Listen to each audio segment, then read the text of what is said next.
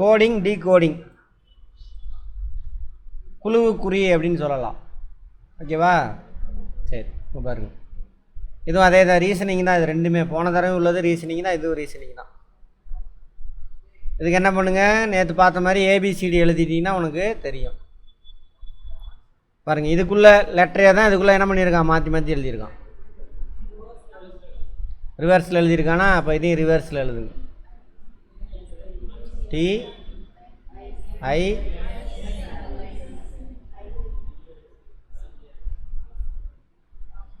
இதுவா? அதே மாதிரி இங்கே வேறு பேட்டர்னில் இருக்குது. பேட்டர்ன் எப்படின்னு பாருங்கள். அப்படி இல்லை, இங்கே எப்படி போட்டிருக்கான், எஸ் அங்கேயே வச்சாச்சு, ரெண்டாவது லெட்டர் கடைசியிலேருந்து எடுத்துகிட்டு வந்துட்டான். கரெக்டா? அடுத்தது ஐ அப்படியே வச்சுக்கிட்டான், மூணாவது லெட்டர் கடைசியிலேருந்து எடுத்துகிட்டு வந்துட்டான். அந்த மாதிரி எழுதணும்.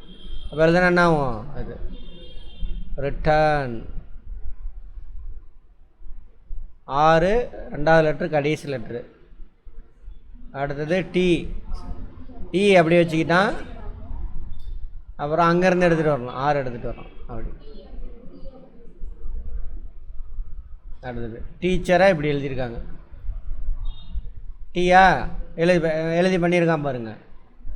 டீச்சர் அதிலேருந்து ரெண்டாவது லெட்ரு, இலேருந்து ரெண்டாவது லெட்ரு, ஏலேருந்து ரெண்டாவது லெட்ரு, ரெண்டாவதுனா மூணாவது லெட்ரு, 2 லெட்ரு தண்டி மூணாவது லெட்ரு. அது மாதிரி அதே மாதிரி சில்ட்ரனுக்கு போடுன்றான். சியிலேருந்து மூணாவது லெட்ரு +2, இது எடுத்தினா 1 2 மூணாவது லெட்ரு. அது மாதிரி போடும்பொழுது என்ன வரும், ஒரு ஆன்சர். அங்கே என்ன கொடுத்து இது இப்படி தான், பேட்டர்ன்லாம் கிடையாது. அவன் இஷ்டத்துக்கு எப்படி வேணாலும் கொடுப்பான்.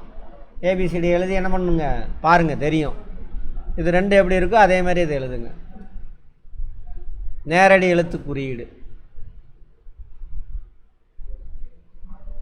பாருங்க. ஓ என்பது யூன்னு குறிக்கணும், ஏ என்பது சின்னு குறிக்கணும். அவன் சொல்லுவான் ஸ்டேட்மெண்ட், அந்த ஸ்டேட்மெண்ட்டுக்கு தகுந்த மாதிரி என்ன பண்ணுங்க எழுதணும். சி என்பது எப்படி குறிக்க சொல்லியிருக்கான், சி என்பது ஜின்னு குறிக்கணும், ஜி. ஓ என்பது எப்படி குறிக்க சொல்லியிருக்கான், யூ. எம் என்பது எப்படி, அவன் சொல்லியிருக்கிற மாதிரி தான். இங்கே லாஜிக்கலாக நீ தேடவே கூடாது. அங்கே என்ன சொல்லியிருக்கானோ அந்த ஸ்டேட்மெண்ட்டுக்கு உட்பட்டு எழுதணும். ஐ அந்த மாதிரி வரும். ஓகேவா? இதெல்லாம் வந்துட்டு நம்பர்ஸ், சரி எழுத்து அல்ஃபபெட்டிக்கல், அதை வச்சு போட்டது. அடுத்து 2 கலந்து போட்டிருக்கான். சால்வ் பண்ணிட்டு வரணும் கரெக்டாக.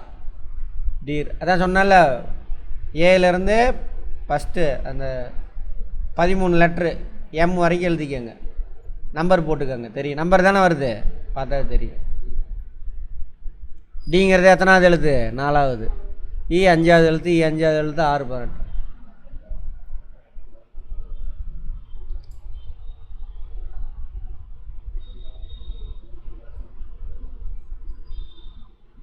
என்ன போட்டிருக்கானுங்க, -3யா? -3னாலும்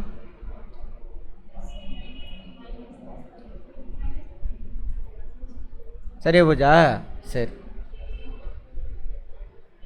-3 அதான் அந்த நம்பரு. அதேமாதிரி ஐ அதே மாதிரி கண்டுபிடிங்க. ஹீல் அதே மாதிரி அவனே கொடுத்துட்டான், அதுவும் அதே மாதிரி -3. ரெண்டு பேட்டர்ன் எப்படி இருக்கோ அதே பேட்டர்ன் தான் இங்கே ஃபாலோ பண்ணணும் நீங்கள். ஹச் 8வது லெட்ரு, இ 5வது, -3 போட்டிங்கன்னா இந்த நம்பர் வரும். எழுதி பார்த்தீங்கன்னா தெரியும். ரீசனிங் கட்டாயம் நீங்கள் பேப்பர் யூஸ் பண்ணி தான் ஆகணும். ஆப்டிடியூடுக்கு தேவையில்லை, ரீசனிங் பண்ணி தான் ஆகணும். வார்த்தை குறியீடு, வாக்கிய குறியீடு. ஒரு குறிப்பிட்ட மொழியில் 481 எனில் ஸ்கை இஸ் ப்ளூ.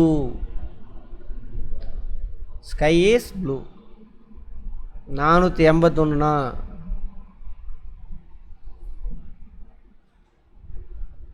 481.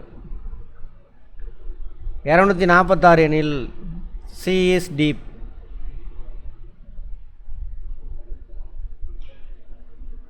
(246) கம்பேர் பண்ணி தான் போடணும். அடுத்தது 698 எனில் சி லுக்ஸ் ப்ளூ.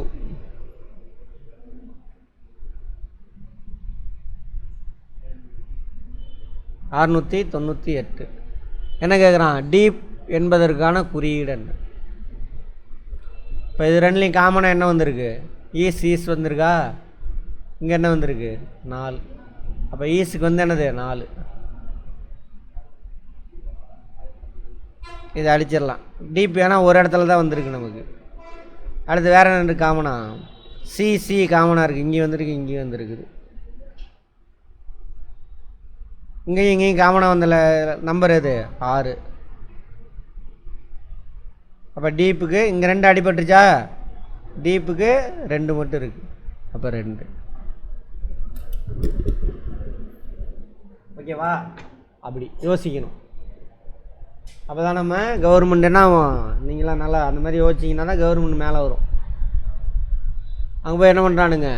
ஆமாம், எவனோ எப்படியோ பாக்கெட் ரொம்ப போடும். பெரும்பாலும் அப்படி தான் இருக்கானுங்க.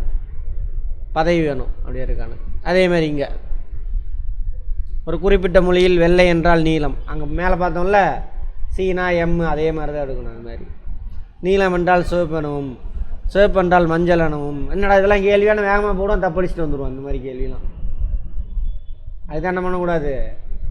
ரொம்ப உணர்ச்சி வயப்படக்கூடாது. உணர்ச்சினா என்னது? ரொம்ப சந்தோஷம், கோபம் இதெல்லாம் வரக்கூடாது. எக்ஸாம் எழுதுகிறப்ப 4 கொஷின் தப்பாயிரும். கவலை வரக்கூடாது. ஃப்ளாட்டாக இருக்கணும். அப்போ தான் ஆன்சர் போட முடியும். சரியா? மனத்தை ஸ்டேபிள் பண்ணுறது. மஞ்சள் என்றால் பச்சை எனவும், பச்சை என்றால் கருப்பு எனவும் அழைக்கப்படுகிறது. எனில் இரத்தத்தின் நிறம் என்ன? அங்கே சிகப்பு இருக்கும், பார்த்தோன்னா ரத்தம். ரைட், போடக்கூடாது. ரத்தத்தோட நிறம் என்னது? சிவப்பு. சிவப்புன்னு வச்சா எப்படி எழுதணுன்னு இருக்கான்? சிவப்பு என்றால் மஞ்சள். அப்போ மஞ்சள்னு ஆன்சர். மஞ்சள் என்றால் சிவப்பும் இருக்கும், அல்லது வேறு மாதிரி இருக்கும். வேறு ஏதாவது சிவப்பு ஏதாவது கொடுத்துருக்கான பாருங்க. நீலம் என்றால் சிவப்பு. அங்கே பேசிகிட்டே இருக்கீங்க 2 பேரும். அப்புறம் ஏன்ட்ட கற்றுக்க முடியாது. உங்களுக்குள்ளே உள்ள அறிவை நீங்கள் ஷேர் பண்ணிக்கலாம், அவ்வளோதான். அப்புறம் இங்கே வர்றதுக்கு வேஸ்ட்டு. சரி, கவனிங்க. அவ்வளோதாங்க. சால்வ் பண்ணிட்டு வரீங்களா? இன்னொன்று பார்க்கலாம். 2 தானே பார்த்துருக்கு.